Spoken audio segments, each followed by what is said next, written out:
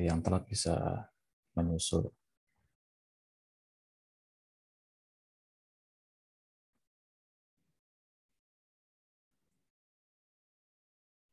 Baik, selamat siang, salam sejahtera bagi kita semua. Yang Mbak. Semoga siang ini Anda masih bersemangat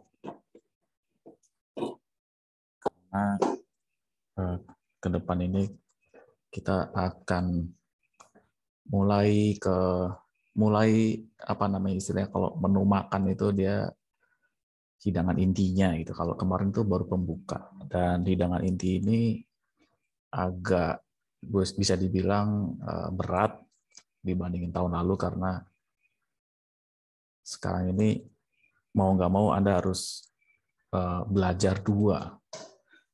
Jadi di judul yang saya tampilkan di sini, komparasi Kotlin vs C++, karena akibat dari double RPS, sehingga saya tidak mungkin memberi kelas tambahan. Jadi baik peminat Kotlin dan C++, dia harus mengikuti kelas ini, dan dampaknya ya saling belajar ya, masing-masing peminat C++ bisa membandingkan sendiri dengan Kotlin, dan Kotlin membandingkan sendiri dengan C++. Bisa mengukur sendiri, maksud saya. Saya yang membandingkan, Anda yang mengukur sendiri bagaimana tingkat kesulitannya.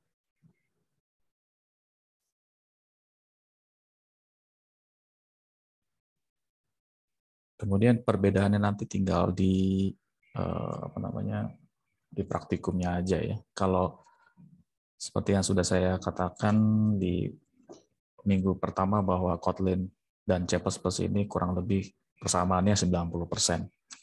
Kemudian urutannya sampai semester ini selesai, urutan RPS atau urutan rencana apa yang akan kita belajar, apa yang akan kita pelajari, saya acuan saya adalah yang di sini ya, tunggu sebentar, di basic syntax. Jadi ini saya tampilkan dulu deh, week 1 ya. Sorry, week 2 ya. Jadi kayak ada bingung gitu ya. Jadi sebenarnya kita adanya di week 3. Kita lihat di sini ada highlight warna biru di sini sebelah kiri. Berarti kita ada di week 3 sebenarnya. Nah, namun karena di week 2 kemarin terlalu panjang penjelasannya gitu ya, di week 2 ini, sehingga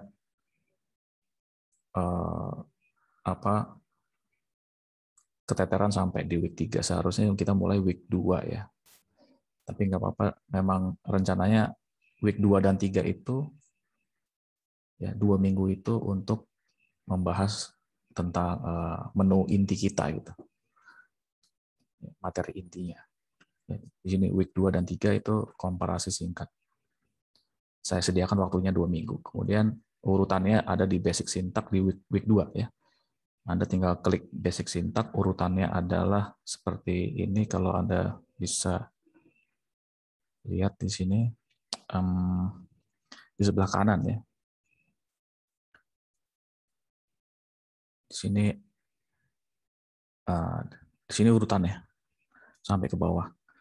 Nah, ini kan urutan yang disajikan oleh Kotlin. Bagaimana dengan C++? Nah, C++ menyesuaikan saja. Bagi peminat C++ itu sebenarnya sudah ada urutan sendiri di course yang sudah saya sajikan. Jadi yang fakultas sajikan sebenarnya. Jadi fakultas itu menyajikan double kurikulum 2016 itu C++. Meskipun ada tulisan delete itu no problem lah, tetap kita pakai saja. Itu kurikulum 2016 itu C++. Nah, sekarang kita 2020, saya coba untuk melangkah saya anggap ini melangkah maju ya. Saya anggap ini melangkah maju menuju Kotlin, menuju Android tapi lewat Kotlin dulu gitu.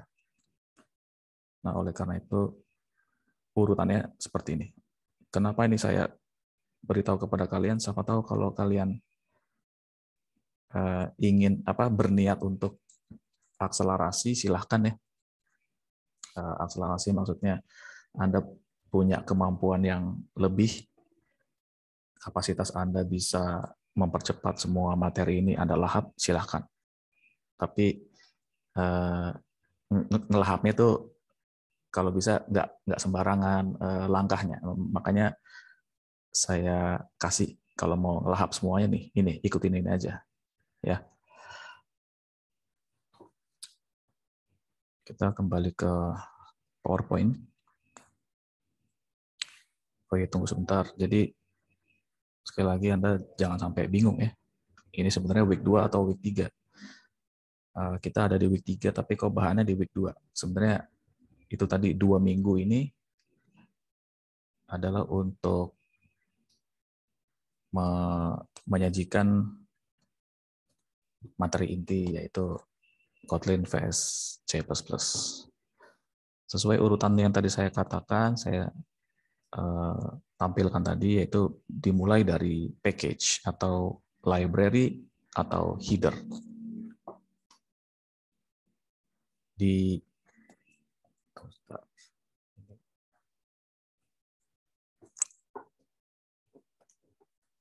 Kalau di C++ itu lebih terkenalnya adalah header. Kalau di umum itu bisa Visual Studio, bisa Android, bisa apapun, itu adalah package dan package atau library.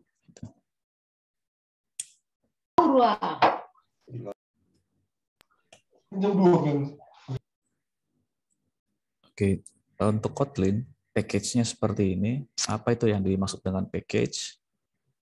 Package adalah library ya. Ini cara mindahin, ini gimana caranya ini?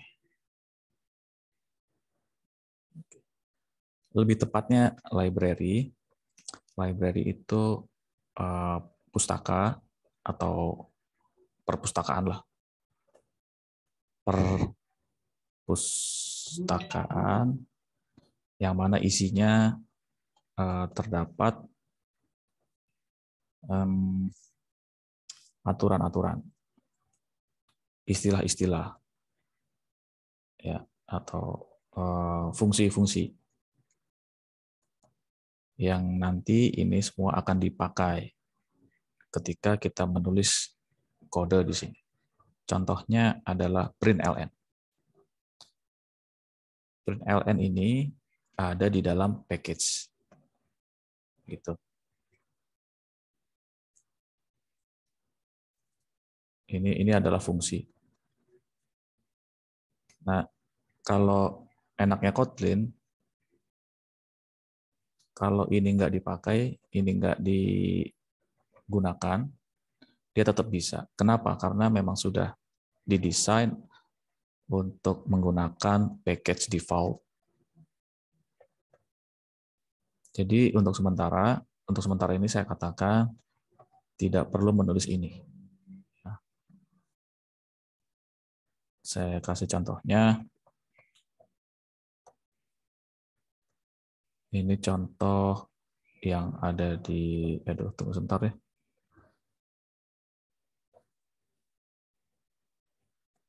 Ya, ini kalau saya hapus, nggak usah di-delete lah, kayak gini aja tadi. Nggak usah dinaikin maksud saya, jadi biarin aja di bawah. Nah, kita klik run di sebelah kanan, nanti dia muncul hello world. Ini adalah outputnya, oke? Itu adalah outputnya. Jadi ini kalau mau saya taruh di bawah juga bisa. Saya klik run, dia tetap muncul hello world, gitu. Ini untuk mengklik silang di sini untuk menutup outputnya, ditutup gitu ya. Hello world. Nah, ini tutup di sini. Nah, bagaimana dengan C++? Oh ya, ini uh, play ya. Kalau Kotlin itu play kotlin.org. Ini juga sudah ada di sini ya, di paling atas. Di sini sudah ada ya. Anda tinggal klik saja di apa tuh general ya. Oh bukan ya, nggak ada general di sini. Pak, Ya, boleh nanya gak Pak? boleh. Eh, kita kenapa nggak pakai bahasa yang lebih gampang kayak Python deh Pak? Ya, karena target kita ke pertama ya. Pertama target kita adalah Android. Kemudian yang di sini yang bisa Python itu sedikit atau bahkan tidak layak untuk ada tapi tidak sampai batas minimumnya itu kurang gitu, dalam hal menyampaikan materinya. Itu alasan yang pertama. Kedua adalah ada tuntutan di week 1 yang pernah saya katakan bahwa mobile programming itu adalah latent need. Latent need itu kebutuhan yang hampir nggak kelihatan gitu bagi teknik industri khususnya ya. Tapi kalau orang-orang FIK ilmu komputer udah bukan laten lagi, udah ketahuan bahwa Android itu memang dibutuhkan gitu. Jadi gitu ya, alasannya kenapa nggak pakai Python. Pertama karena SDM, kedua karena apa tadi? Ini ada kebutuhan. Nah, kebutuhannya ini kebetulan dipenuhi oleh Kotlin. Seperti itu. Tapi nggak perlu nggak perlu berkecil hati atau nggak perlu kecewa mungkin.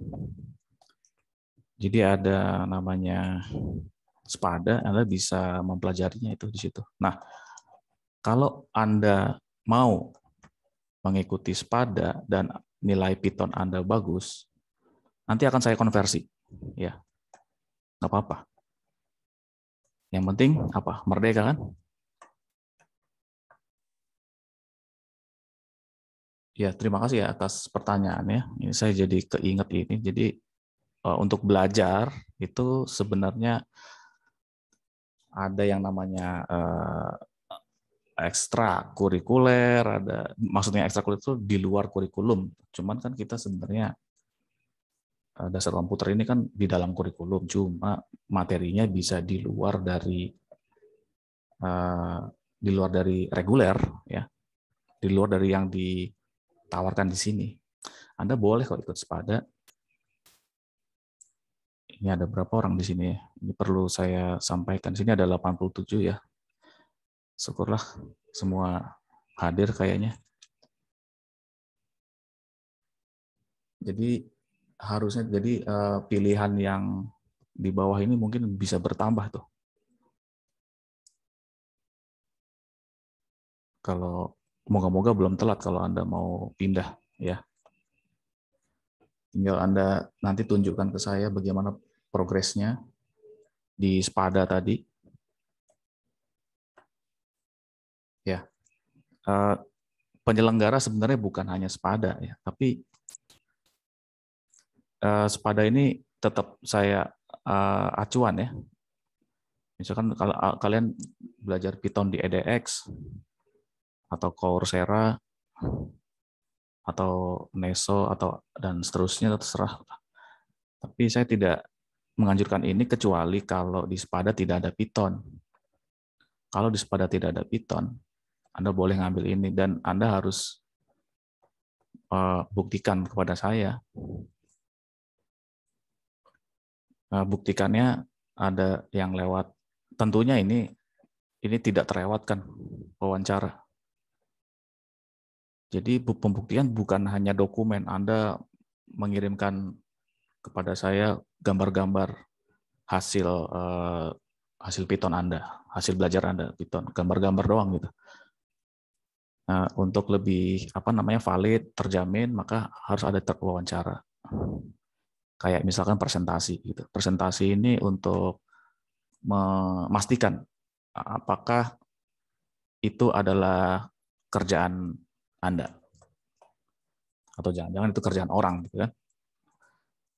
Oke, saya cukup sampai sini saja ya penjelasannya. Silahkan Anda, mungkin nanti saya kasih apa namanya tuh tadi di bawah ya.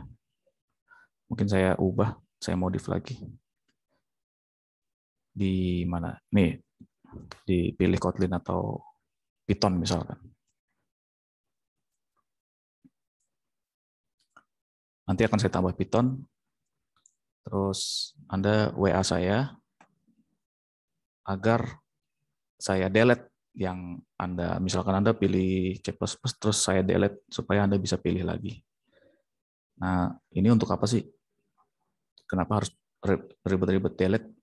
Karena saya mengambil kelompok supaya di praktikum, di course praktikum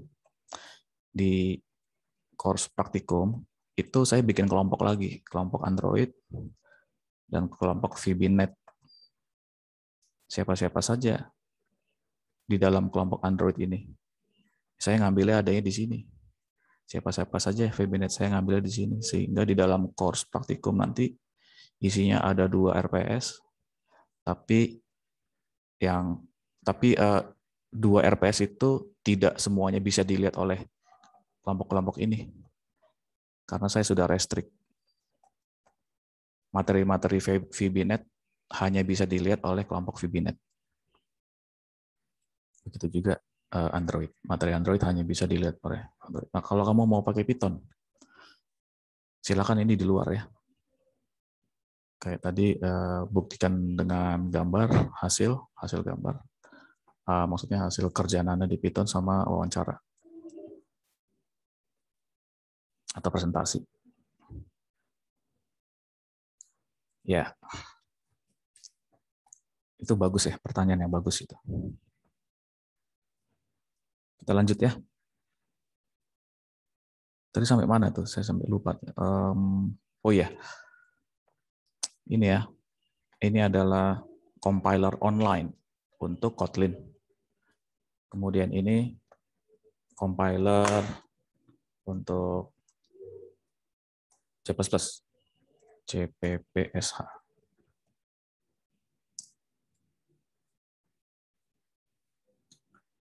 Oke.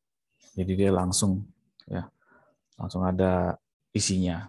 Nah, kita bandingkan di sini, terutama dalam hal package dulu ya. Di sini dia tanpa package, tanpa header bisa. Kalau C++ dia dirubah menjadi komentar aja deh, nggak usah dihapus. Ini caranya seperti ini. Ini adalah komentar. Ini tidak dieksekusi oleh komputer. Komputer mengeksekusi yang ini. Nah, karena ada kurang kelihatan ya.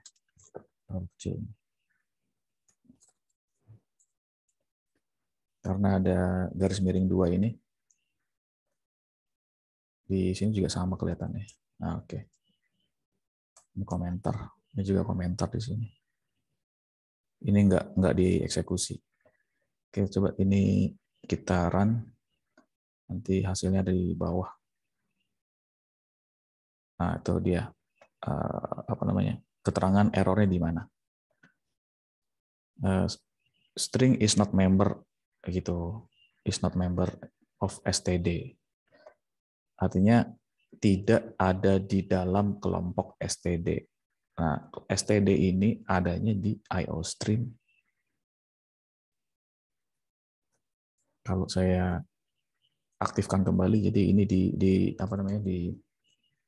dieksekusi oleh komputer. Nah, dia bisa kan? What is your name? Terus kita ketik sembarang, enter. Oke, ini kita ngomongin package ya. Kalau di C++ ya boleh juga ini dibilang package, tapi lebih tepatnya adalah header, kepala. Ini header, ini programnya, ini bodinya. Penyebutannya sama dengan Kotlin. Ini programnya, kalau ini body-nya, body of program.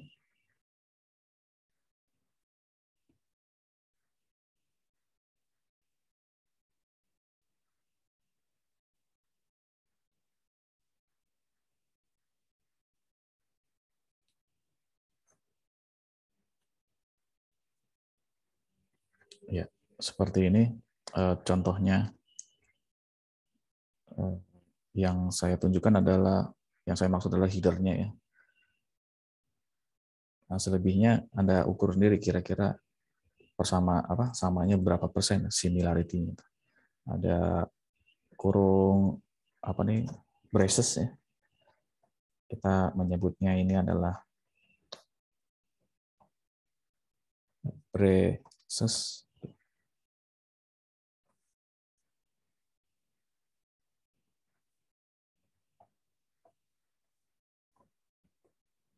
Ini namanya curly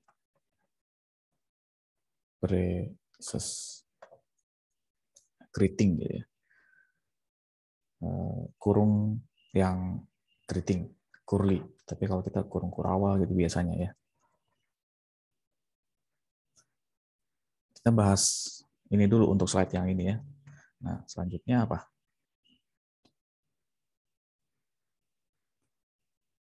Main function. Untuk Kotlin, main function-nya adalah ini yang main, fun itu adalah function. Apa itu maksudnya main function?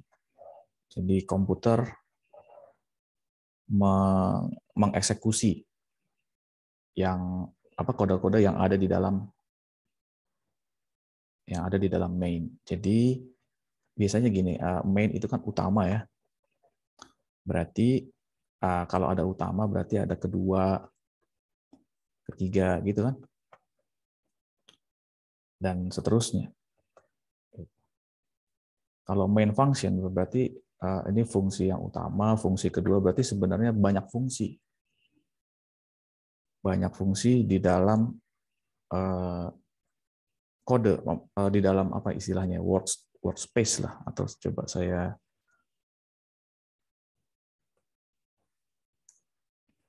ini ya, di dalam ketikan ini banyak, misalkan saya tulis fun apa namanya, pow itu power itu apa namanya, kuadrat ya, kuadrat seperti ini. Terus fun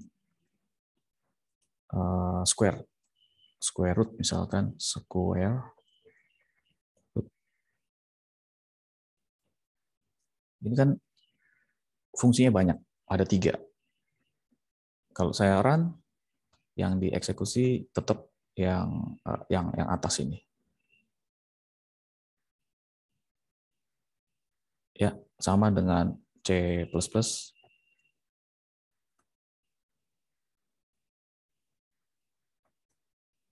Saya Ctrl V aja di sini. Tapi fun-nya nggak ada ya, karena C++ tidak mengenal fun. Yaitu kenalnya misalkan int atau void. Void itu kosong, tidak mengandung tipe apapun. Kalau int itu tipe integer, coba bisa nggak run? Nah, tetap bisa ya. Jadi yang dieksekusi adalah main yang utama. Kemudian pertanyaannya, ini kapan dieksekusi? Nah, jadi cara kerja komputer, semua ini dibaca, ditaruh di RAM.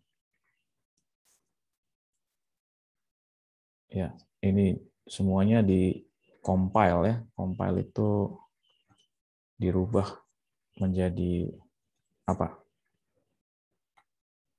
Coba saya dikoreksi nanti kalau salah ya. Dirubah, intinya ujung-ujungnya dirubah menjadi mesin code. Mesin code itu yang 001, yang digitnya cuma ini doang lah. Dirubah ke sini terus ditaruh di RAM. Gitu. baru ditaruh doang, belum belum dieksekusi. Nah, ketika eksekusi si komputer nyari ini. Main ini ada kode tersendiri gitu. Kode tersendiri yang dirubah menjadi biner sehingga dia yang dijalankan pertama kali, yang dieksekusi. Terus pertanyaannya ini kapan?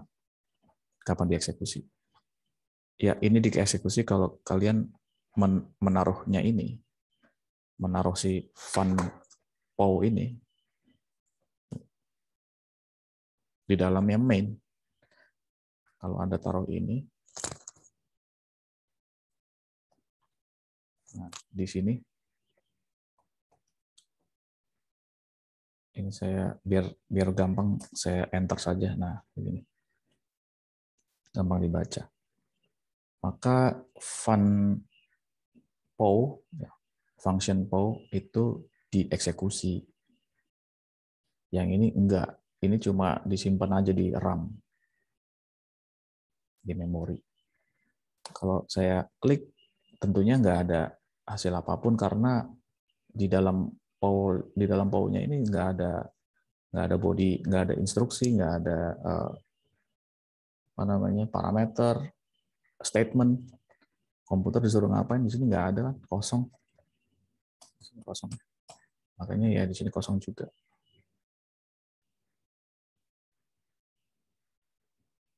Saya ralat, sorry. Cara manggilnya begini. POW. Nah, udah gini doang. Jadi tadi funnya jangan ya. Fungsinya jangan taruh di dalam, fungsinya taruh di sini aja. Coba saya run deh. Nah, itu nggak ada apapun karena si POW-nya sendiri tidak terdefinisi secara apa, tidak ada definisinya gitu di dalam curly braces. Nah, cara seperti ini juga sama di C++ ya, sama. Cara manggilnya sama. Ya, gitu. Tapi jangan lupa kasih titik koma. Itu kalau C++, dia harus ada titik koma di sini. Kalau nggak pakai titik koma, kita run, nanti ada error di bawah ya. Ini ada tandanya. POW was not declared in this scope. Nah, coba kalau kita tambahin ini, kira-kira mau nggak? Oke. Was not declared. Nah, coba taruh di atas ya. Di atasnya main. Nah, bisa. Jadi, saya anggap ini kelemahannya C++, tapi ada tapinya. C++ itu kan berkembang. Sekarang sudah C++ 20. Nah, pertanyaannya apakah ini versi C++ berapa ini? Sehingga dia nggak bisa baca meskipun di bawah. Karena prinsipnya OOP, Object Oriented Program itu, kita taruh dimanapun seharusnya bisa. Karena kan ini semua taruhnya di mana? Ini semua taruhnya kan di memori. Tapi kenapa nggak bisa? Artinya kalau ditaruh di memori, ya tinggal dipilih aja, tinggal dicari. Kalau si POW ini sudah ada di memori, ketika dia dipanggil di dalam, ketika dipanggil di sini harusnya dia bisa gitu. Tapi kenapa nggak bisa? Sementara kalau di Kotlin dia taruh dimanapun bisa, nggak harus taruh di atas. Itu ya. Jadi bisa jadi ini kelemahannya C++, tapi kita belum tahu apakah ini C++ keberapa sehingga kok dia nggak bisa baca kalau dia di bawah gitu ya. Kalau taruh di bawah sini dia nggak bisa. Error. Was not declared. Declare itu biasanya itu istilah apa kalau dalam bahasa Indonesianya, deklarasi itu menyatakan di awal gitu, menyatakan di awal. Declare itu memang diperuntukkan untuk di awal sebelum dipakai. Tapi ini juga di awal, tapi ini bukan declare, ini namanya tetap ini hidden, header, header.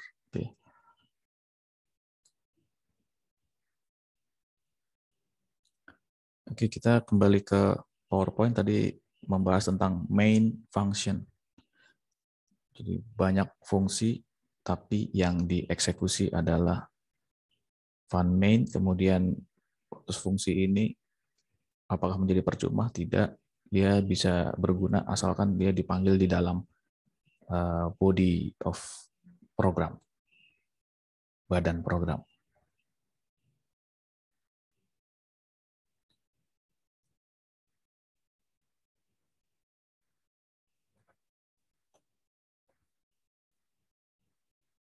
Oke, di sini kan ada dua ya, fun main yang model seperti atas ini, juga fun main yang di bawah ya, yang saya peragakan tadi di compiler online adalah yang ini. Ini versi lama. Yang C++ sama dia juga punya versi baru dan versi lama, dan sifatnya juga sama, artinya tetap bisa bisa tanpa ini ya, tanpa ada ini. Ini dihapus semua juga bisa ini. Tadi kan udah tadi kalian perhatikan atau enggak tuh? Di contoh compiler itu tidak ada dalamnya, nggak ada parameter istilahnya. Ya.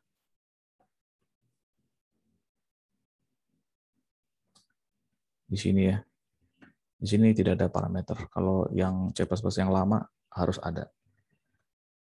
Nah, C++ itu mulai dari mungkin sudah belasan ya. Kalau saya dulu pakainya C++ tahun 90. Terus kemarin C++ 11. Nah, sekarang ini udah sampai 20. Dan beberapa apa yang tidak bisa maksudnya Python bisa, C++ nggak bisa. Itu di C++ versi 11 gitu ya. Misalkan di Python itu bisa menjumlahkan apa di dalam array, di dalam kumpulan data. Python bisa menampung tipe data bermacam-macam. Bermacam-macam. Jadi ada tipe data integer, bilangan cacah, dia bisa nampung dalam satu data. Dalam satu data bisa menampung bilangan pecahan, bukan pecahan apa ya? Float itu apa ya? Kalau pecahan kan fraction ya. Float itu desimal ya. Yang ada koma-komanya gitulah. Integer, float, terus data karakter itu bisa. Python bisa. Nah, C++ gimana? C++ yang ke-20. Jadi Python bisa segala hal, C++ terbatas, tapi beberapa kayak misalkan list ya. Di Python itu ada yang namanya list. Di ya di Python itu ada perintah namanya list. Nah, C++ 20 ini ternyata ada juga gitu. Jadi dia ini kayak mau ngejar bukan ketertinggalan ya, mengejar tadi yang dikatakan teman kita yang barusan nanya, kemudahan, bahwa benar memang Python itu katanya lebih mudah dipelajari gitu. Karena C++ lebih banyak apa kayak titik koma gitu loh, kode-kode yang terus harus ada misalkan harus ada tanda kurung. Bertele-tele ya, Pak. Kalau masalah bertele-tele itu memang sempat terjadi di C++ ya. Jadi kalau mau membuat fungsi akar kuadrat gitu, akar kuadrat 3. C++11 itu memang bertele-tele. Kenapa kok bisa bertele-tele? Karena gini, C++11 ini dia kayak semacam ada forum perkumpulan, yang mana perkumpulan ini dari tahun ke tahun memperbarui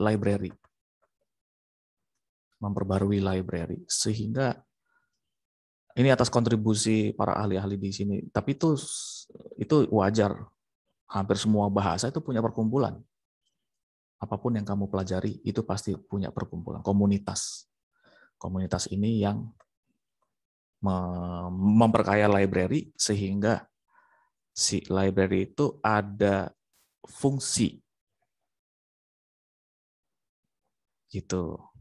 C++ pada yang seri 11 pada waktu itu belum ada fungsi, saya lupa namanya, ada fungsi statistik.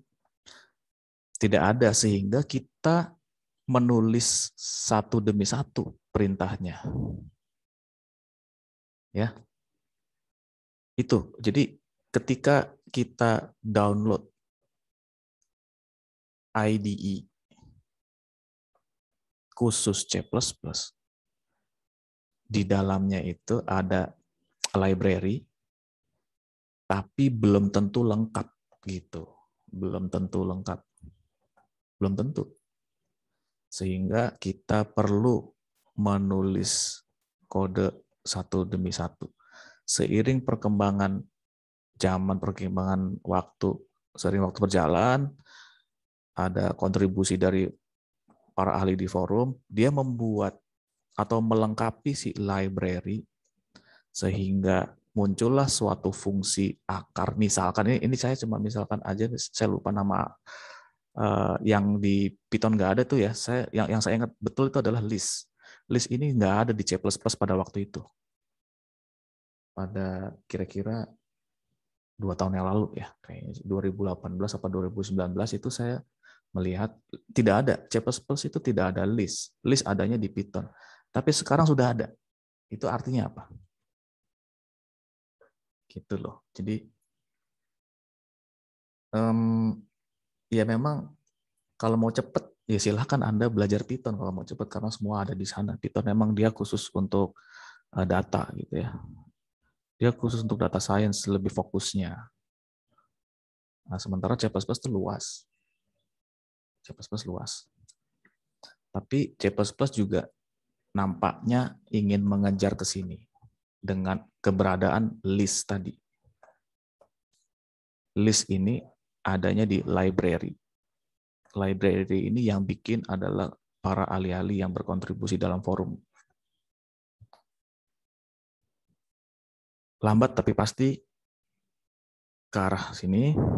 Terus kalau bertele-tele, ya mungkin untuk saat ini bertele-tele. Mungkin ya. Bertele-tele itu maksudnya bikin step by step-nya dulu. Ini misalkan di saya kasih contoh lagi ya. Di C++ itu ada namanya, tunggu ini lagi share screen apa ya? Oh, C. Oke. Di C++ ada namanya include math ya.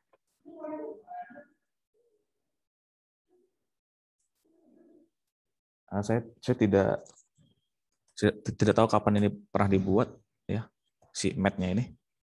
Tapi di dalam math ini kita bisa menggunakan POW tadi, yang ini. POW. Jadi POW misalkan 2,3. Jadi artinya 2,3. Ini kan singkat, tidak bertele-tele tadi seperti yang teman kita katakan. Ini tidak bertele-tele. Nah, dulu sebelum ini ada, sebelum math ini ada, ya tentunya kita bertele-tele, kita harus menulis dulu apa A2 gitu. Terus B3, terus A apa nih? 2 kali 3 gitu kan. Kalau 2 pangkat 3 tuh 2 kali 2 kali 2 kan? Gitu. Jadi A dikali itu yang mana? Kali itu yang ini ya. Nah gini, ini kan bertele-tele nih. Banyak yang perlu diketik ya karena math itu belum ada, belum lahir library math ini. Nah ketika sudah ada, cukup O saja, 2/3. Ya,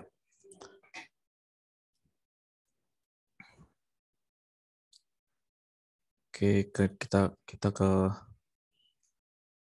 kembali ke mana tadi ya? PowerPoint. Kita tadi sedang membahas apa sih yang ada di dalam braces itu ya. Tunggu, saya mau menghapus dulu sebentar.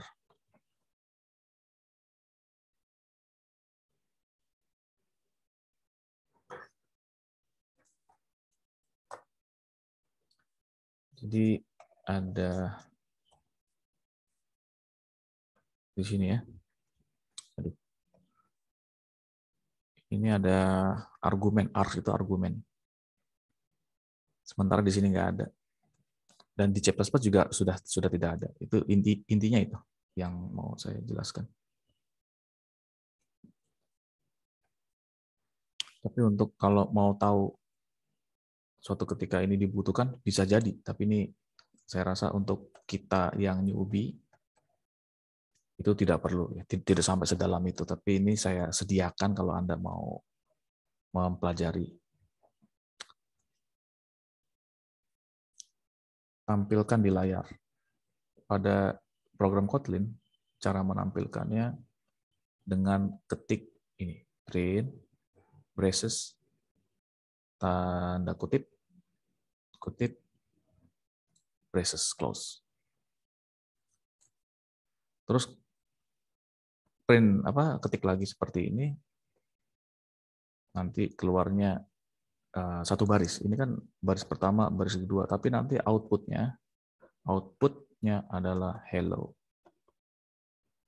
world. Ini kan satu baris gitu.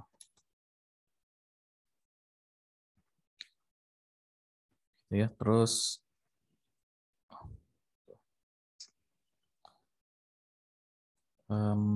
print ln. Print ln ini ln itu singkatan dari line.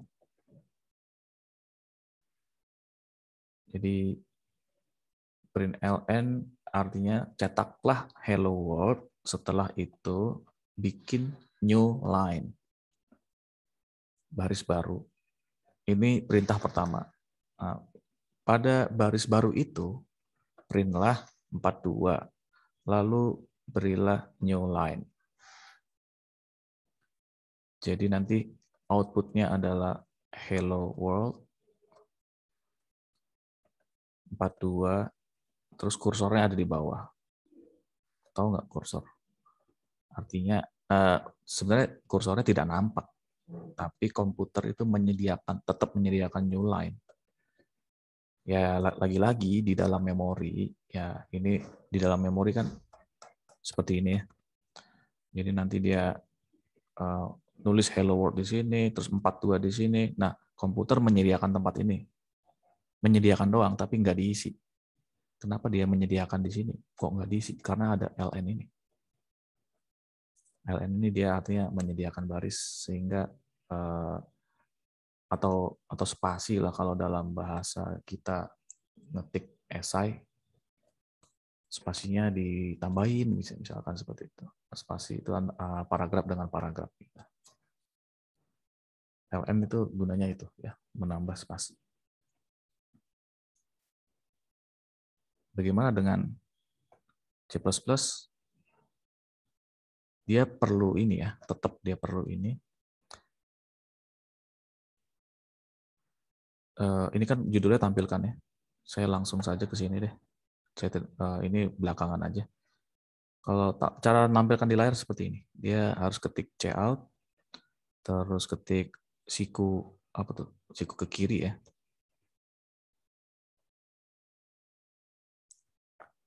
Cout ini, terus kutip kutip, ini lagi ya ke arah kiri, terus Z. Z ini variabel. Nanti ini akan keluarnya sum of X plus Y sama dengan, nah ini kan ada spasi ya, dia nggak langsung. Ini ada spasi di sini, ada jarak dari sama dengan ke kutip itu ada jarak. Jadi seperti ini, sum of X plus Y sama dengan, terus ada jarak di sini, nilai dari Z. Nilai dari Z berapa? Z itu menampung nilai X dan Y. X itu nilainya 10, Y itu nilai 25.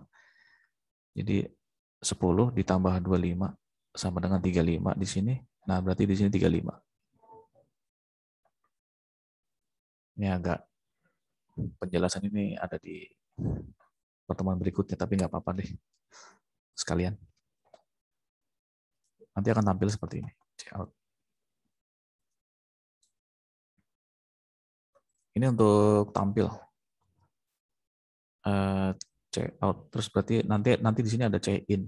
Check in ini apa namanya nih? Saya lupa namanya ini. Kurung yang patah ini arahnya ke kanan. Terus ada variabel misalkan A di sini. Ini artinya input.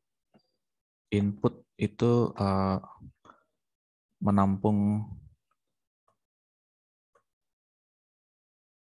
masukan dari operator komputer, operator lah, atau dari manusia, atau dari sensor-sensor.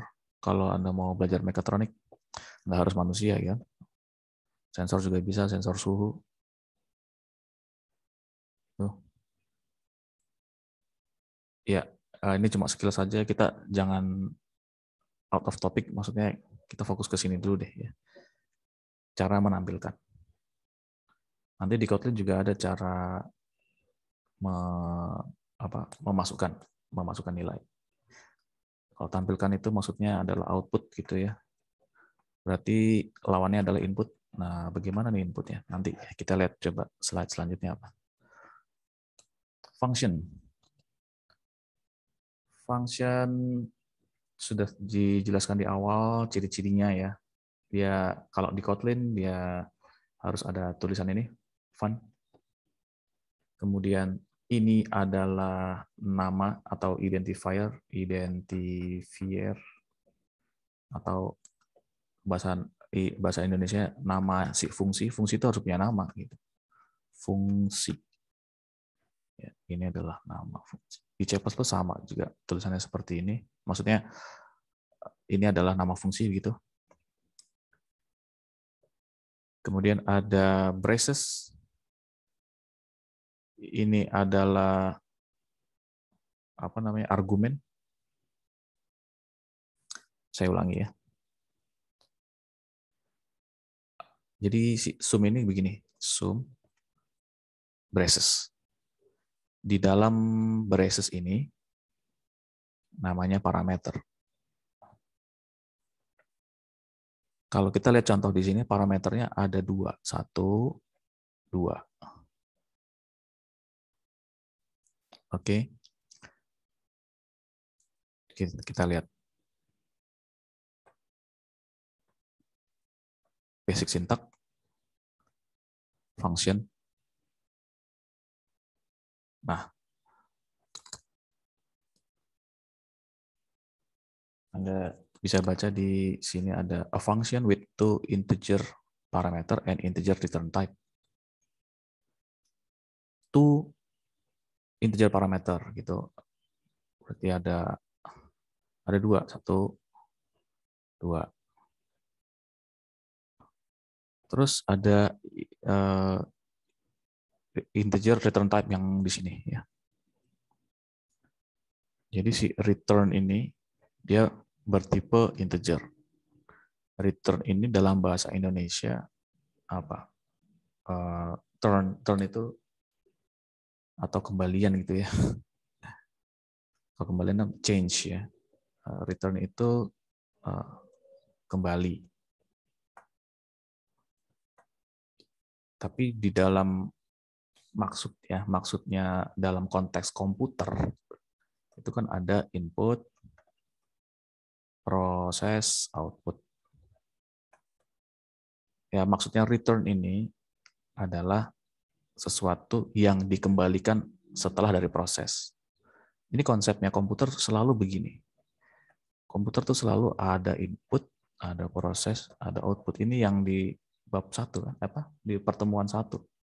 Komputer tuh ada 4 proses. Nah, salah satunya ini. Ada masukan, ada proses, terus ada output, ada simpan. Simpan atau milih simpan atau ditampilkan gitu. Nah, jadi di sini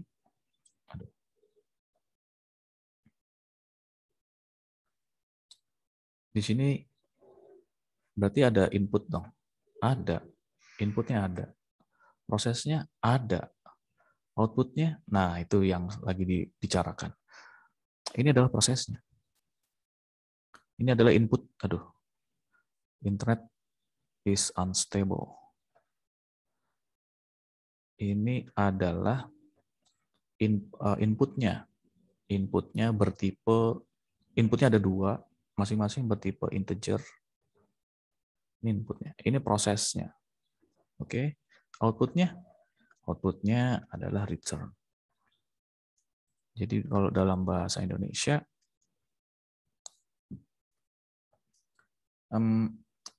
return itu artinya hasil dari proses ini. Hasil dari proses ini, hasilnya mau ditaruh di mana? Hasilnya ya hasil dari sum ini. Jadi sum 2,3 tentunya ini hasilnya 5. Gitu. Ini yang dikeluarkan oleh yang dihasilkan. Ya, 5 ini yang dihasilkan oleh sum. Nanti ada kalanya return tidak diperlukan sehingga hasil yang 5 tadi, misalkan sum 2,3, si 5 itu ditampung oleh variabel yang lain. Setelah dikeluarkan oleh si fungsi ini, dia ditampung oleh variabel lain. Sehingga return-nya tidak perlu. Bisa seperti itu nanti. Moga-moga kita menemukan itu ya. Nah, C++ gimana tuh? Coba.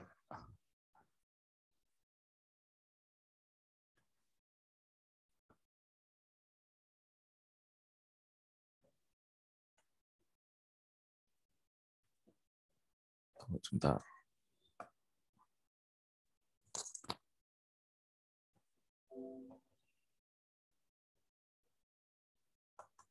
Loh, kok malah keluar ini ya. Discard.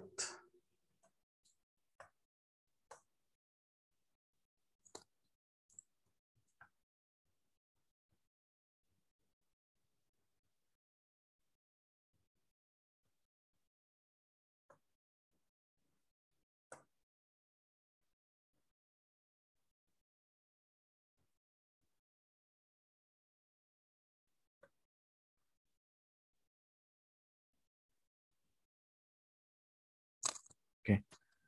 Ini yang C++ ya.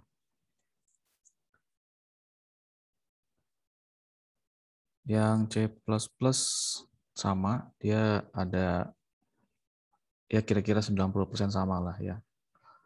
Ini adalah tipenya si fungsinya sama-sama sum. Saya coba merubah ini semua ke dalam C++, sama seperti ini, sum, ada braces, kemudian ada 2 parameter, yaitu ini int x, int spasi x, koma, int spasi y. Nah, kalau di sini dibalik ya, jadi si variabelnya dulu baru tipe, variabel dulu baru tipe. Kalau yang C++ tipenya dulu baru variabel. Nanti kita akan bahas tipe ya. Kemudian ada curly braces sama ya. Ini juga sama. Return x plus y. Cuma bedanya di sini ada titik koma. Kalau di sini tidak ada. Ya dikira-kira sendiri kira-kira berapa nih kemiripan? Kalau saya pasti ini di atas 90 kemiripan ya. Sangat mirip. Paling yang nggak ada tadi adalah ini sama ini dan ini kebalik. Oh ya, satu lagi tipenya di sini, tipenya si sum.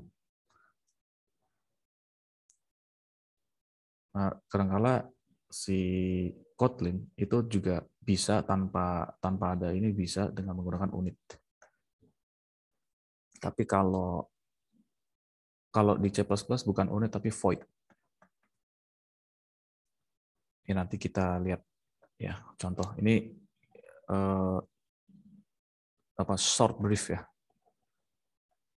Short brief atau ya namanya juga basic syntax. Jadi dasarnya dulu gitu.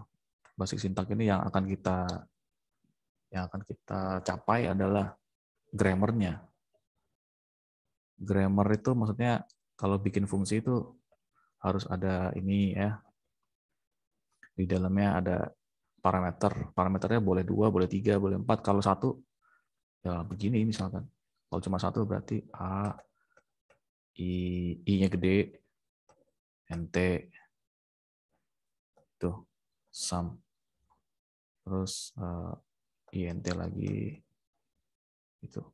Terserah nih apa ya. Tapi ini grammarnya seperti ini. Ini nama, ini parameter, ini body-nya. Ini tipe dari return hasil dari proses ini tipenya apa. C++ juga sama, ada nama fungsi, ada parameternya kalau mau 1 boleh parameter cuma 1 seperti ini. Ini i-nya tipenya di depan. Ini boleh, bukan boleh, memang ini i-nya harus kecil kalau di C++, i-nya harus kecil. Kemudian variabel. Terus ada body-nya, body dari program fungsi ini, di dalam fungsi ini. Statement-nya. Ya, itulah. Hampir nggak ada bedanya. Kemudian ada function yang lebih singkat. Ini untuk Kotlin ya, function yang lebih singkat daripada yang tadi.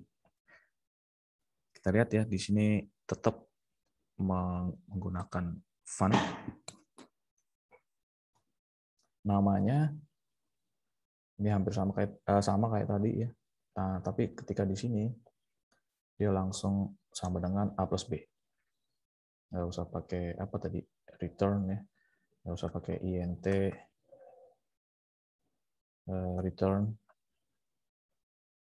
A plus B gitu. Ini ternyata ini bisa di delete terus jadinya begini. Lebih cepat. Contohnya ada di bawah. Tampilkan yang ini tampilin. Setelah ini ditampilkan, bikin baris baru. Jadi ini tanpa ln juga bisa. Sebenarnya langsung aja seperti ini print gitu. Bisa seperti itu. Nggak usah pakai ln segala. Ln itu gunanya kalau memang kita mau bikin baris baru untuk ditulis lagi di bawahnya atau ingin membuat jarak antar informasi ya, jarak antar paragraf misalkan seperti itu, paragraf 1, paragraf 2 ada jaraknya. Jadi kalau ini nggak ada perintah apalagi di bawah. Ini untuk apa? Oke. Ini ada sedikit suplemen ya, sedikit belok sedikit dari topik slide ini, yaitu ini cara menampilkan. Dia pakai dolar. Kalau dolarnya misalkan A, maka dia akan menampilkan nilai dari si A. Jadi sama kayak di sini ya. Tadi masih ingat nggak di slide ya, di sebelumnya yang ada huruf Z di sini. Nah, jadi artinya menampilkan nilai dari Z. Ini kalau di C++ begini pakai apa namanya ini?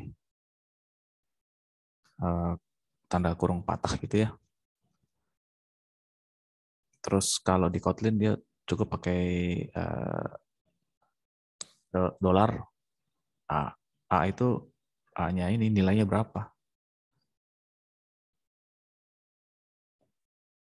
Nah, kalau misalkan di sini A sama dengan 19, berarti nanti di sini munculnya outputnya di layar adalah 19 gitu ya.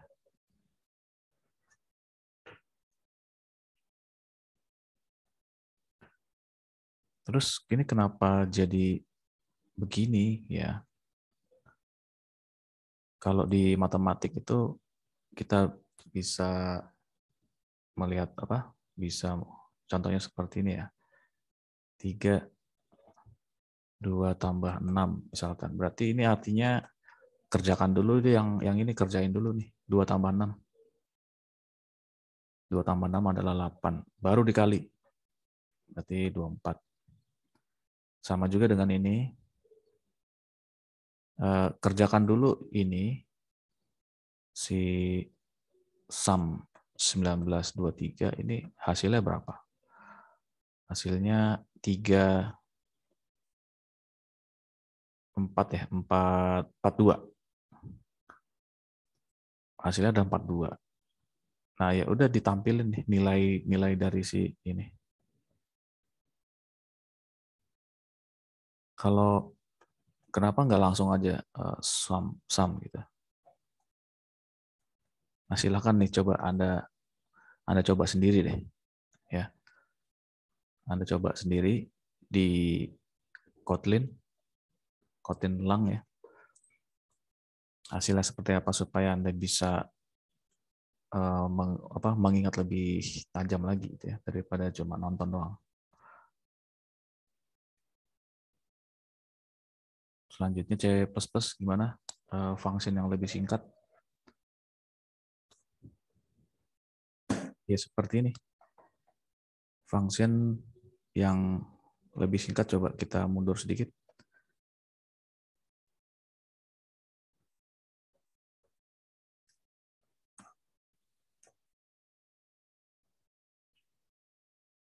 Kita lihat di sini tidak bisa singkat ya. Ya kalau ini kan dia bisa ya. Ini dicoret jadi langsung sama dengan sementara ini tetap seperti ini.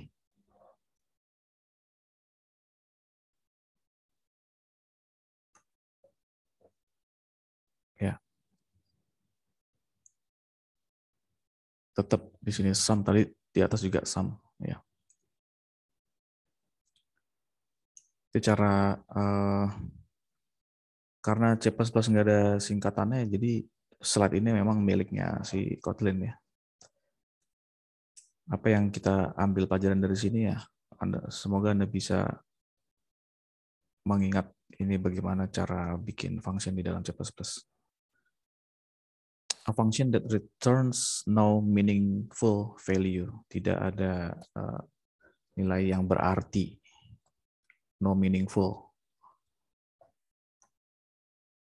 Itu adanya unit. Tadi yang saya katakan hasilnya itu tipenya apa? Tidak ada tipe. Gitu.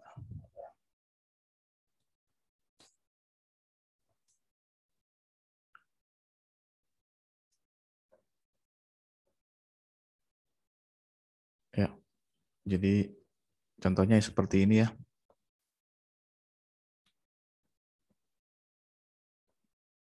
Ini nama fungsinya. Ini adalah parameter ada 2. Titik 2 terus ini ada apa namanya tipenya adalah unit itu terserah deh apa gitu. Nah, dan hasilnya juga nggak ada bedanya. Ketika di print sum ya berarti nanti munculnya apa tuh munculnya 7 kan. Ini nilai A Ini nilai B. A ditambah B sama dengan 7. Nah, bagaimana cara menampilkannya? Nah, tadi kan pakai memanggil, ini kan tadi dipanggil ya, di dalam println. Ini masih di dalamnya fungsinya dia nih. Nah, ini dipanggil di dalam main. Saya sedikit ulang deh ya. Ada yang luput soalnya tadi. Ketika kita membuat atau mendefinisikan fungsi, ini kan ada fungsi, ini ada fungsi, tapi yang dieksekusi adalah ini. Yang ini nggak dieksekusi. Tergantung apakah dia nanti dipanggil. Si sum ini dipanggil nggak di dalam fun main ini. Kalau nggak dipanggil berarti nggak dieksekusi. Nah ternyata kan dia dipanggil nih, di sini.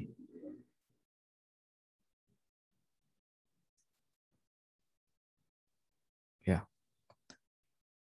ya ini bisa disingkat tadi. Ya, tadi bisa disingkat. Selain ini disingkat, cara penulisan di sini juga disingkat. Ini bukan, kalau ini udah dalam bentuk singkat ya. Dia udah dalam bentuk singkat. Jadi kalau mau benar-benar apple to apple, maka di sini juga harus ada cout. Di sini kan ada perintah tampilkan, tampilkan. Nah, di sini harusnya kalau mau apple to apple harusnya di sini ada tampilkan, ini juga harus ada tampilkan. Ini saya salah tulis ini ya. Cout. Ini langsung titik koma di sini. Cout sum 3,5 ya. Titik koma. Nah, ini baru apple to apple sama karena sama-sama memerintahkan cout dan cout. Nah, cuman kalau di sini ln, kalau di cout ini dia agak bertele-tele ya. Cout sum 35 NL n line begitu. N line itu artinya dia akan membuat baris baru di bawah. Dia sepadan dengan ln tadi ya. Si NL ini sepadan dengan ln.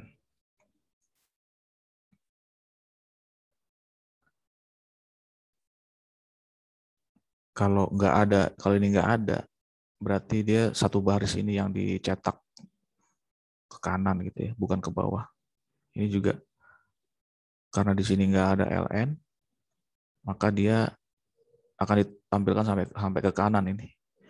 Sum of 3 and 5 is 8 gitu. Ada di sampingnya, bukan di bawah.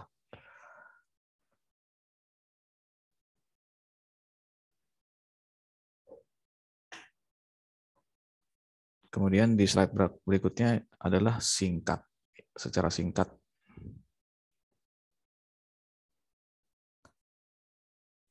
Function yang lebih singkat. Ini tadi udah kita bahas. Nah, ini lebih singkat. Tadinya kan per ini ada 2. Daripada bikin 2 padahal untuk 1. Mendingan bikin instruksinya cukup 1 aja. Seperti ini bisa. Nah, kalau di C++, dia cukup tambahin ini aja. Kalau mau nyambung lagi di sini bisa. Tapi si titik komanya harus dihapus. Nyambung lagi. Jadi seperti ini.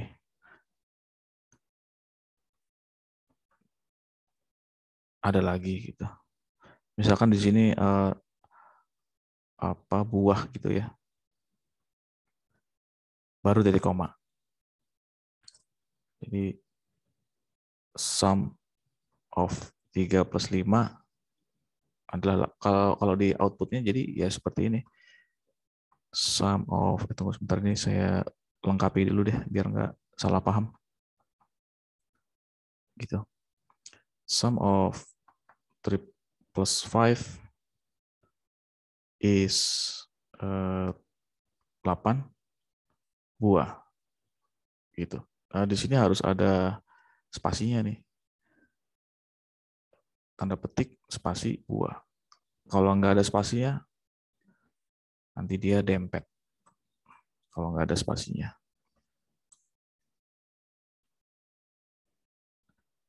Seperti ini.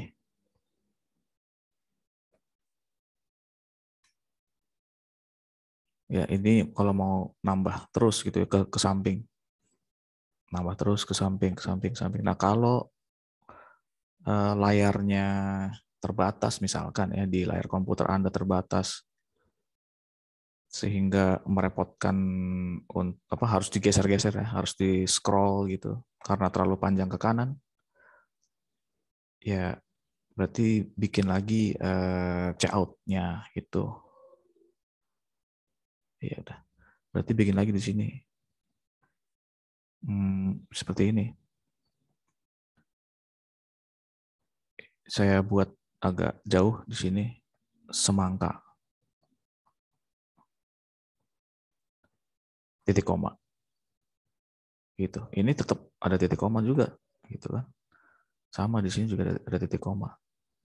Ini jangan dihapus, titik koma ini jangan dihapus soalnya komputer itu kan membaca apa perintah itu dari atas ke bawah dan dia mendeteksi si titik titik koma ini semikolon ini sebagai tanda oh perintahnya cuma sampai sini aja gitu. Kalau ini nggak ada nanti akan dipertanyakan nanti sama compilernya dianggap error. Padahal kan kita kepengennya perintahnya tuh nggak sampai sini, perintahnya tuh sampai bawah. Tapi harus titik komanya nggak usah nggak usah dihapus. Oh nggak bisa kalau untuk C++ memang seperti itu. Nah ada nggak yang tanpa menggunakan titik? Ada itu di Visual Studio ya VBNet dia tanpa itu bisa tinggal diketik enter aja ke bawah sehingga komputer akan membacanya oh ini ternyata perintahnya nyambung sama yang di bawahnya gitu.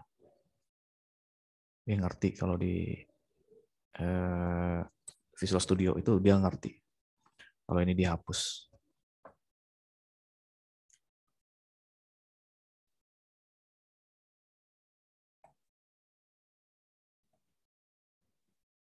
Jadi di slide ini yang bisa disingkat yang di sini ya, yang bisa disingkat. Kalau ini nggak bisa disingkat. Sementara kalau di Kotlin ya dia bisa dua-duanya disingkat.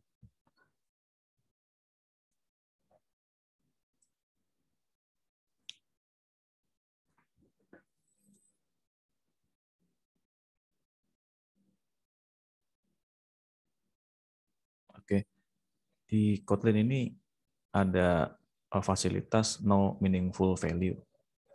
Di C++ juga sama. C++ dia pakainya void. Void itu kosong ya dalam bahasa Indonesianya.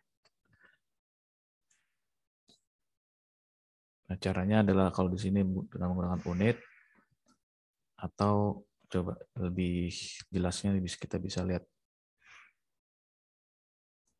di webnya sendiri ya.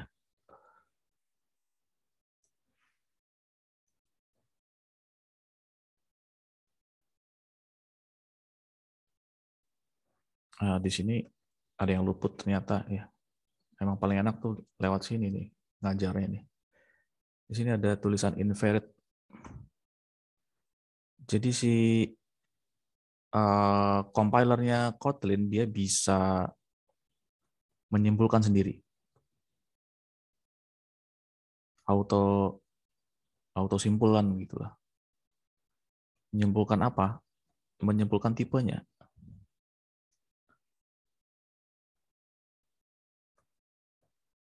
Bisa ini ya membandingkan antara yang di atas dengan di bawah. Oh, di sini kan return-nya itu bertipe integer. Hasil dari proses ini tipenya integer. Kalau yang di sini, hasil dari proses ini tipenya apa? Tipenya itu disimpulkan sendiri. Kalau kamu memberi nilai 0,01 plus 2,3, maka si compilernya bisa mengenali ini tipenya berarti float, gitu. Invert itu silakan coba cari di translate Google. Invert itu dia menyimpulkan sendiri.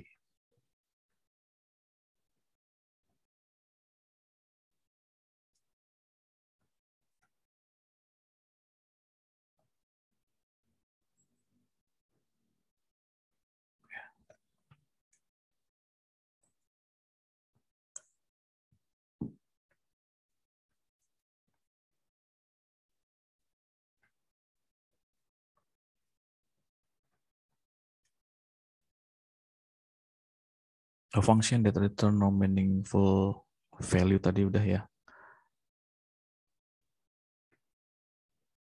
Tidak bertipe lah intinya, dan cara apa namanya, cara nulisnya seperti ini.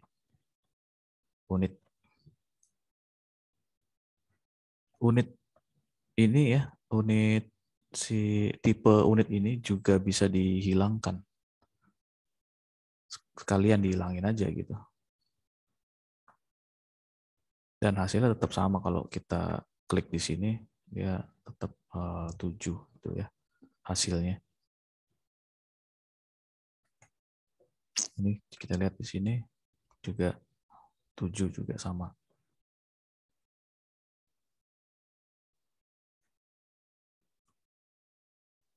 Ini ada cara menampilkannya ya. Jadi selesaiin dulu proses A plus B, baru ditampilkan. Coba aja Anda tulis begini, iseng-iseng. Nah, seperti ini jalan di Kotlin ya nanti. Kotlin Playground.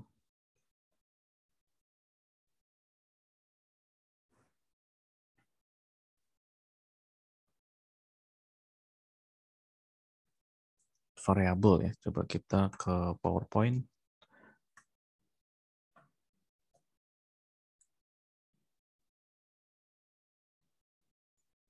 C++ bagaimana caranya supaya no meaningful value?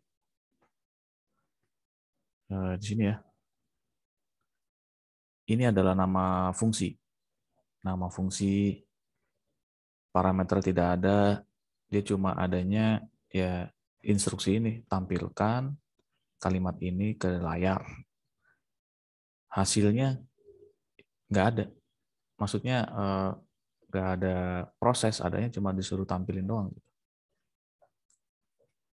Nah, return-nya ini kalau di C++ boleh ada, boleh nggak ada. Anda boleh menghapus return ini, ya.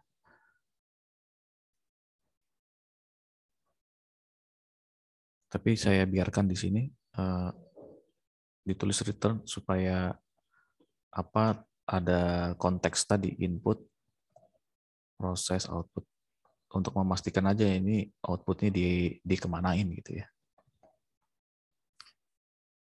Terus ya hasilnya nanti tidak bertipe apa-apa ini. Integer tidak, float tidak, double, long, karakter, string, bukan semuanya. Ya pokoknya void, kosong aja.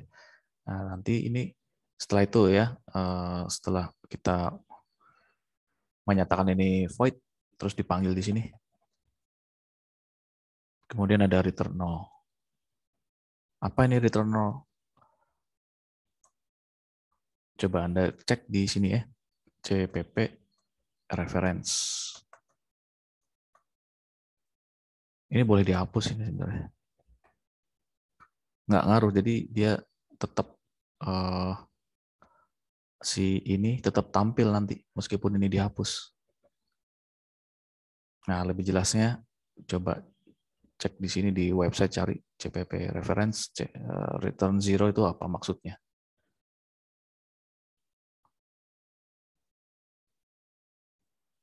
Dia itu cuma ini ya, secara umumnya ya, cuma mau memperkuat ini aja. Input proses outputnya tadi.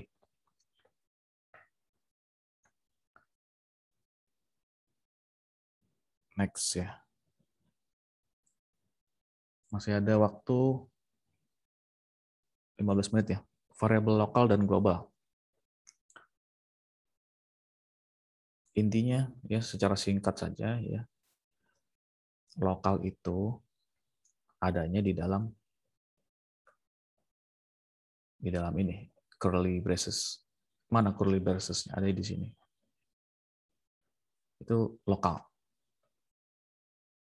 Saya kasih gambaran secara utuhnya aja deh ya.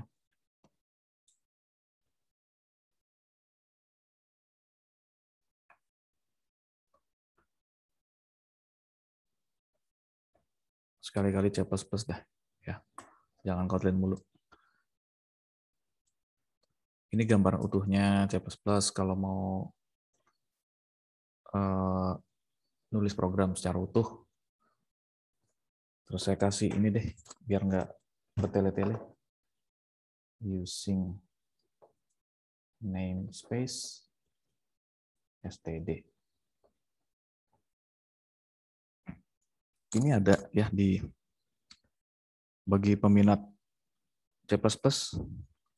Ini ada penjelasannya di course-nya di PowerPoint yang lain ya, yang Anda ikuti course itu yang 2016, kurikulum 2016. Sehingga ini bisa dihapus semua yang ada tulisan std.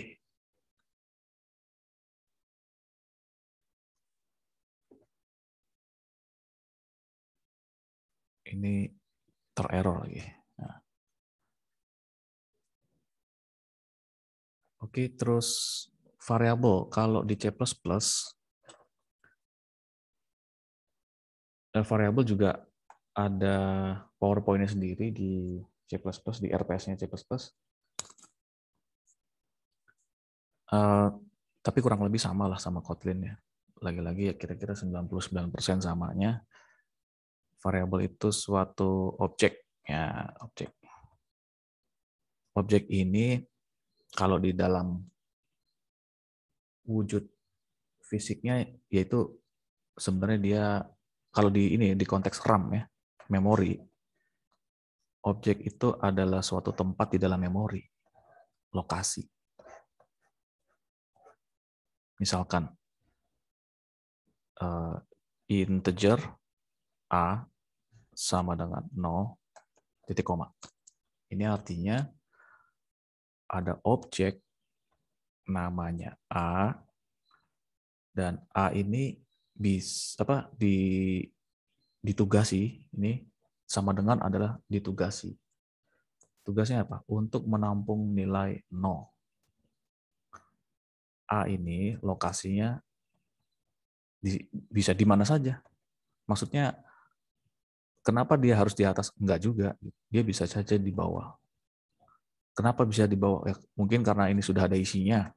Sudah ada isinya. Ya, dia cari yang kosong. Terus pertanyaannya, siapa yang menentukan apa peraturan itu, kebijakan itu? Ya, itu adalah OS, operating system. Operating system ini yang menentukan kebijakan alokasi memori. A ini sebaiknya taruh di mana di dalam RAM. Kalau di bahasa jadulnya, A itu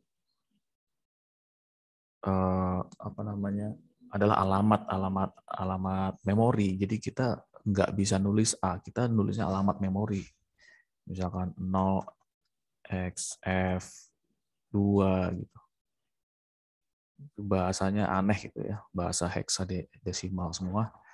Nah, kita menulisnya ini daripada anak sekarang ini kan C++ dan Kotlin kita bisa menamakan si objek ini ya, menamakan si objek terserah.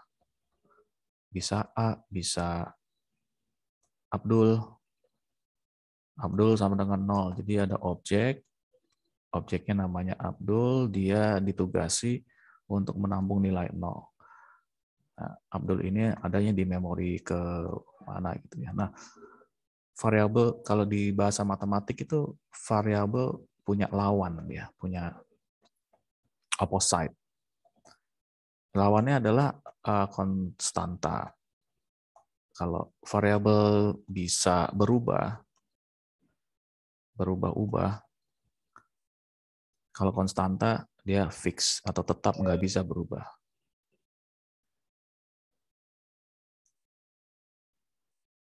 Itu ya. Ini saya masih ngomongin C++ ya. Gimana caranya supaya objek itu nggak bisa berubah? Kalau di C++, dia pakainya const ya, const. Coba.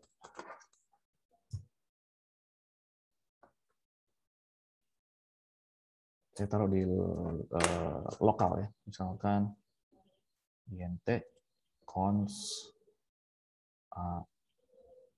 atau nanti constnya di awal ya. Coba saya lihat dulu di sini bisa nggak?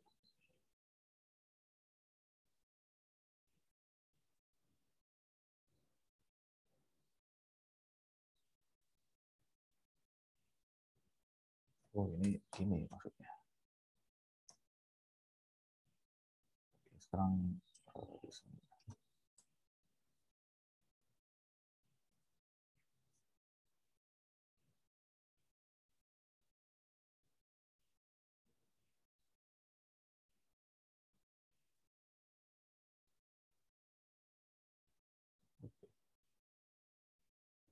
kurang T-nya.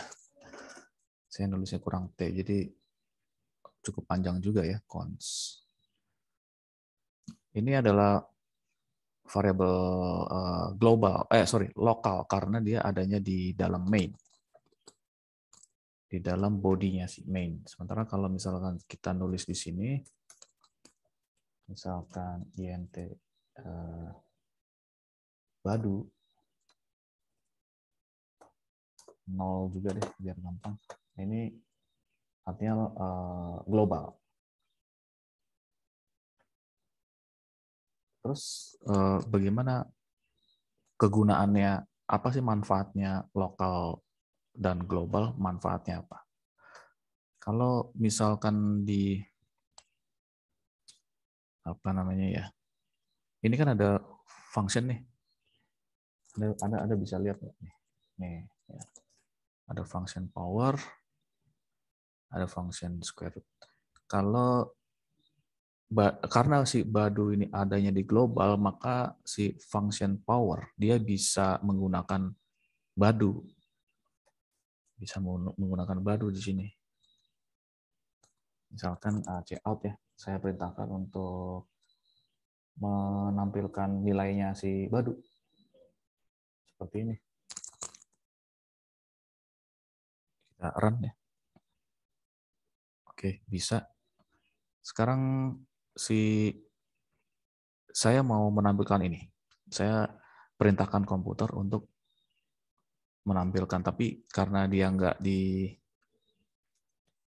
dieksekusi ya, maksudnya di dalam sini ya berarti di bawah nggak muncul. Saya cuma pengen ini aja kok, compiler aja. Dia sukses di compile nggak? Coba saya. Nah seperti ini.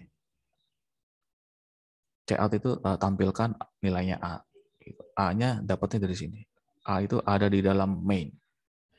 Di dalamnya si curly brace. Run. Nah, apa tuh? Error kan? Di sini ada silang nih. A was not declared in this scope. Itu manfaatnya lokal dan global. Sekali lagi ya, badu. Run. Bisa. Program running nih. Program running. Tapi kalau di sini A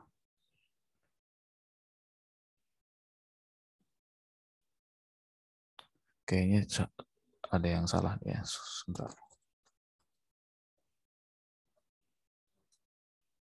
Kalau C++ dia tuh harus ditaruh di atas ya. Nah, seperti ini. Coba bisa nggak? Sama ya, nggak bisa. Ya karena A ini adalah miliknya si main. Dia lokal, dia miliknya main. Sementara kalau Badu milik bersama. Ini kan bisa ditutup nih. Nah, ini ada fungsi, ini ada fungsi, ini ada fungsi. Badu ini bisa diakses oleh 3 fungsi ini.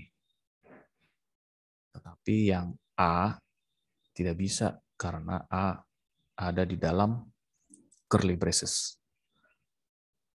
Itu prinsipnya sama antara Kotlin dengan C++ itu sama.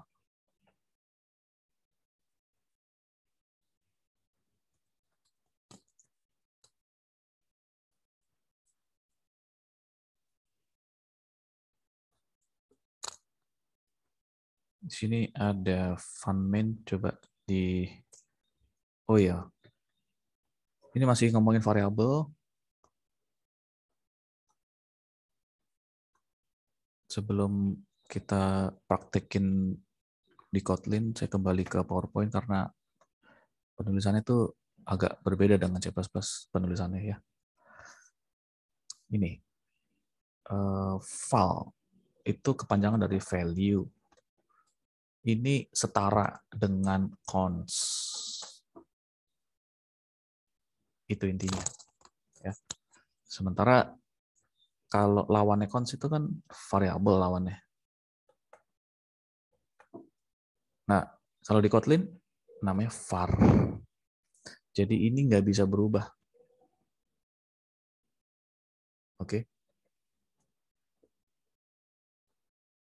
Nggak bisa berubah. Untuk bisa merubah A, dia harus diganti menjadi var. Kalau A doang, coba. Bisa nggak? Nih bisa. Tanpa val, tanpa var. Gitu.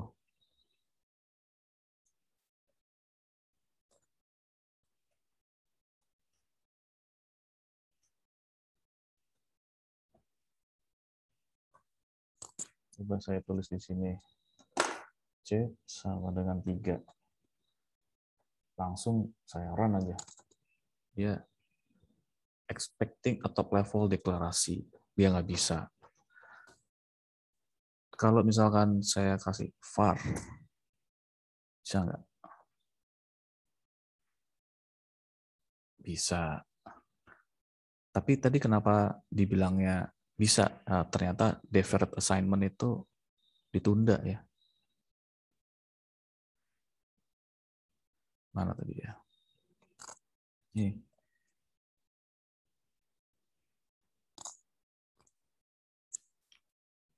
Ya, coba C plus 3 itu ada di dalam main.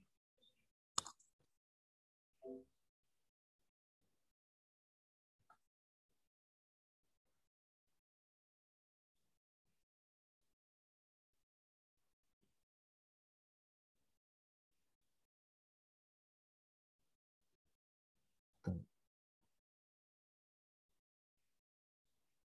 Saya hapus aja deh yang fungsi-fungsi ini supaya nggak ribet ngelihatnya. Nah, ini aja. Kemudian ini saya pindah ke sini, tapi var-nya dihilangkan. Nah, gini aja.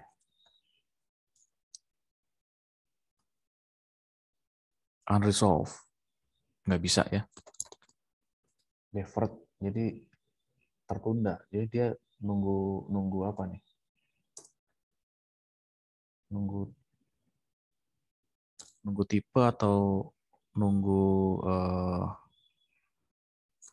status ya. Dia ini statusnya bisa dirubah atau enggak?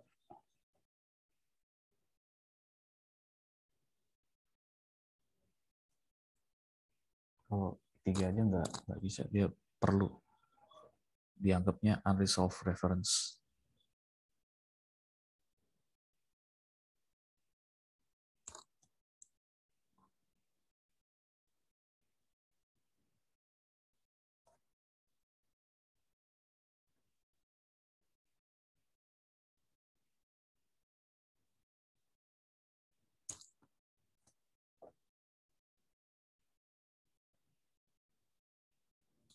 Ini print ln ya. Tadi jangankan print ln, C sama dengan 3 aja nggak bisa gitu. Jadi compilernya nggak akan sempat membaca baris ke-6 karena di baris ke-5 dia sudah unresolved tadi.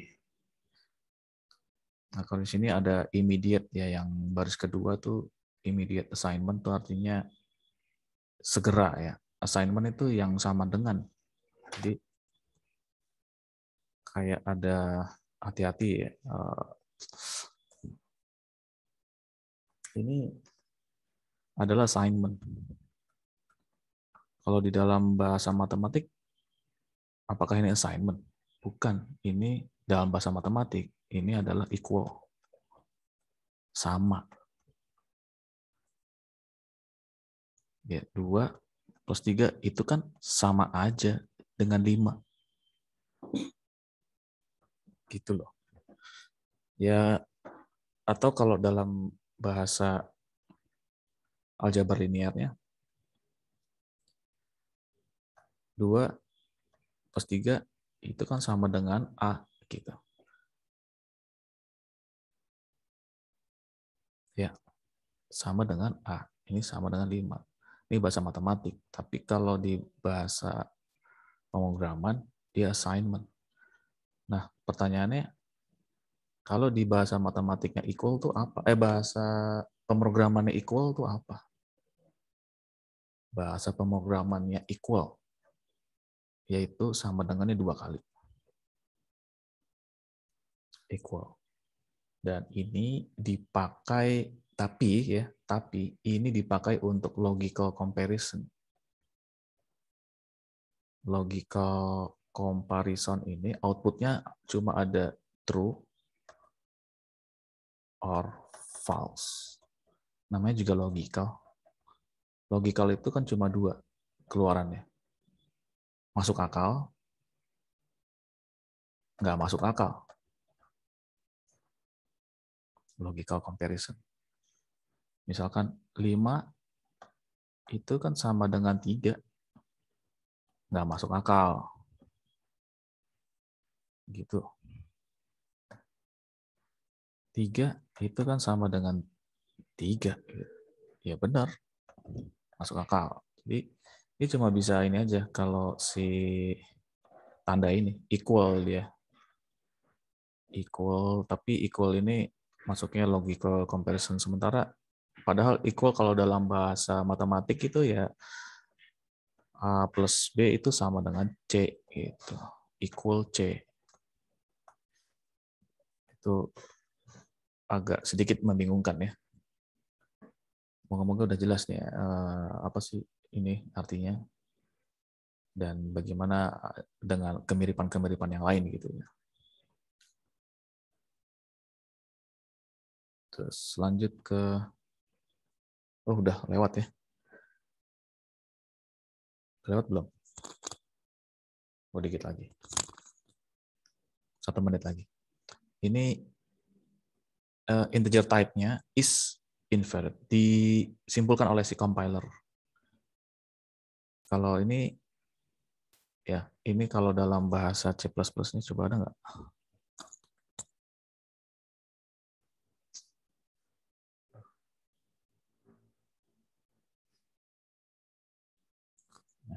Mari kita compare ya.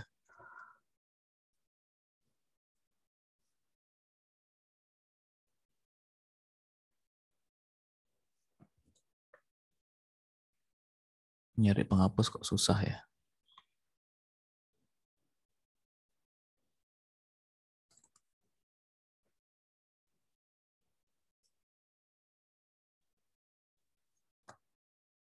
Oh, ini dari si itunya ya. Oke lah. Kalau ini dalam C++-nya dia nulisnya seperti ini. Nah, tapi kan ini ada angkanya nih. Itu gimana? Apakah bisa juga di C++? Bisa juga. Tunggu. Nah, jadi nanti namanya deklarasi. deklarasi atau sorry, kalau ini namanya memang deklarasi. Tapi kalau ada nilainya ini namanya initialization. Benar nggak tuh? Zation ya, bukan S. Initialization. Contohnya seperti ini, misalkan int yang huruf D aja lah ya. D sama dengan 0. Ini kan tadi udah saya tulis ya di compiler online tadi, di CPPSH ini udah saya tulis. Cara penulisannya seperti ini. Bahwa ada objek namanya D, dia statusnya adalah variabel karena nggak ada const. Dia bisa berubah-ubah. Kemudian tipenya adalah integer. Dan dia ditugasi untuk mengandung nilai 0, untuk membawa, untuk load itu apa load? Kalau unloading kan mengeluarkan, kalau load itu ya dia ada muatan berupa angka 0. Ini namanya inisialisasi, deklarasi yang berinisialisasi. Ya. Karena ada angkanya. Kalau nggak ada angkanya, ya cukup seperti ini. Ini nggak ada angkanya. Ini ada aktual inisialisasi. Apa bedanya dengan ini? Ya ini kan aktual.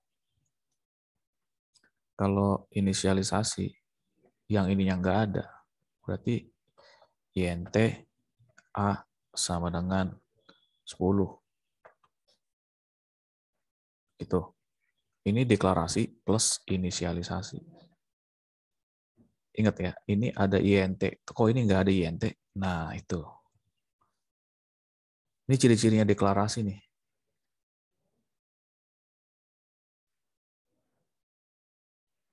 Jadi nanti misalkan file A, pertanyaan saya nanti, apakah A ini bisa dipanggil nanti di bawah tanpa ada file? Nah, kalau ini kan bisa. Ini saya panggil A. A saya tugasi untuk memuat, mengandung nilai 10. Saya tugasin. Ya kalau di memori, ada alamat memori yang namanya A, dia bertugas untuk memuat nilai 10 gitu. Misalkan seperti itu.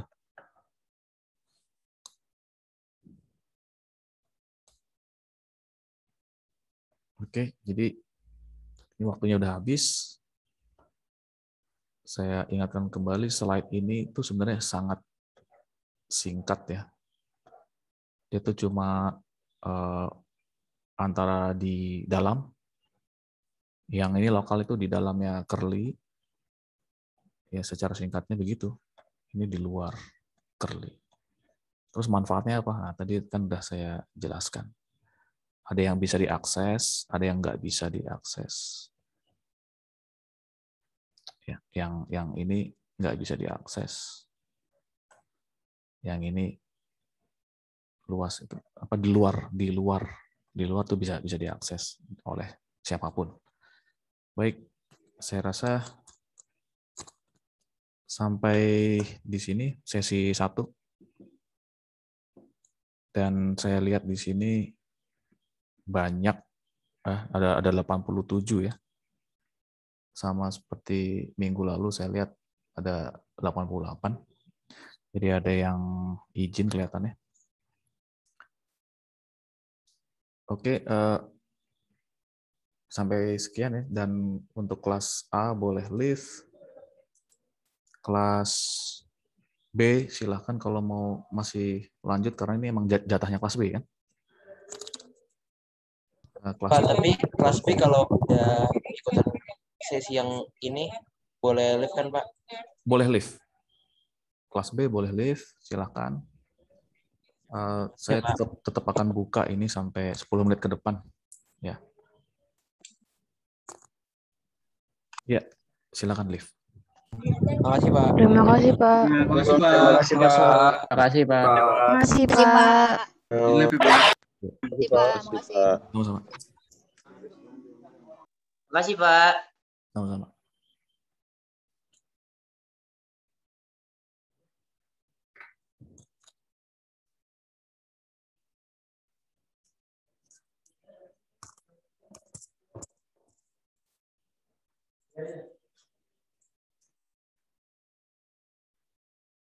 Stop recording.